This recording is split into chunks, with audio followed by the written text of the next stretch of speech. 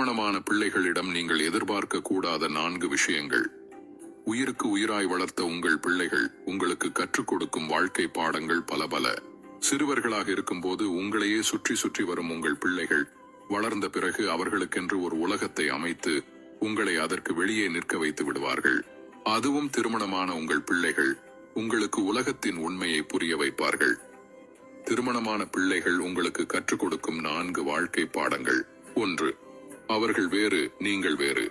உங்களுக்கு உங்கள் பிள்ளைகளை தவிர வேறு உலகம் இல்லை. அவர்களுக்காக தான் வாழ்வீர்கள். ஆனால் திருமணமான உங்கள் பிள்ளைகளுக்கு அவர்கள் குடும்பம்தான் பெரிது. நீங்கள் அவர்கள் பெற்றவர்களாக இருந்த போதிலும் உங்களை கொஞ்சம் தள்ளிதான் வைப்பார்கள். இதை நீங்கள் ஏற்றுக்கொள்ளத்தான் வேண்டும். 2. திருமணத்திற்கு முன்னிருந்த நெருக்கம் இருக்காது. பெண்கள் திருமணத்திற்கு பின்னாலும் பெற்றோரோடு இன்னும் நெருக்கமாக இருப்பார்கள். ஆனால் ஆண்கள் திருமணத்திற்கு பின் பெற்றோரோடு முன்பு இருந்த நெருக்கம் இருக்காது. இதை அப்பா எளிதாக ஏற்றுக்கொள்வதை போல் அம்மாவால் ஏற்றுக்கொள்ள முடிவதில்லை. இதனால் வருவதுதான் மாமியார் மருமகள் சண்டைகள். 3. உங்கள் பிள்ளைகள் நிறைய உங்களிடமிருந்து மறைப்பார்கள். திருமணத்திற்கு முன்னால் உங்கள் பிள்ளைகள் அவர்கள் வாழ்க்கையில் நடப்பது எல்லாவற்றையும் உங்களிடம் பகிர்ந்து கொள்வார்கள்.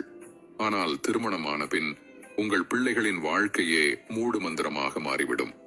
அவர்கள் என்ன செய்கிறார்கள், அவர்கள் வாழ்க்கையில் ஏற்பட்டிருக்கும் பொருளாதார வளர்ச்சி எதுவும் உங்களுக்கு தெரியாது. 4. உங்கள் தேவைகளை தான் பூர்த்தி செய்வார்கள். உங்கள் பிள்ளைகள் திருமணத்திற்கு பிறகு உங்கள் வாழ்வாதாரத்திற்கு தேவையானவற்றை மட்டும்தான் நிறைவேற்றுவார்கள். அவர்களை வளர்ப்பதற்காக நீங்கள் உங்கள் ஆசைகளை எல்லாம் அடக்கி வாழ்ந்ததை மறந்து விடுவார்கள். உங்கள் பிள்ளைகளுக்கு எவ்வளவு வசதி வந்தாலும் உங்கள் ஆசைகளை பெரிதுபடுத்த மாட்டார்கள். உங்களுக்கு வயதாகிவிட்டது, வீட்டோடு அடங்கி பேரன் பேத்தியை பார்த்து கொண்டு வீட்டோடு அடங்கி இருக்கணும் என்று எதிர்பார்ப்பார்கள்.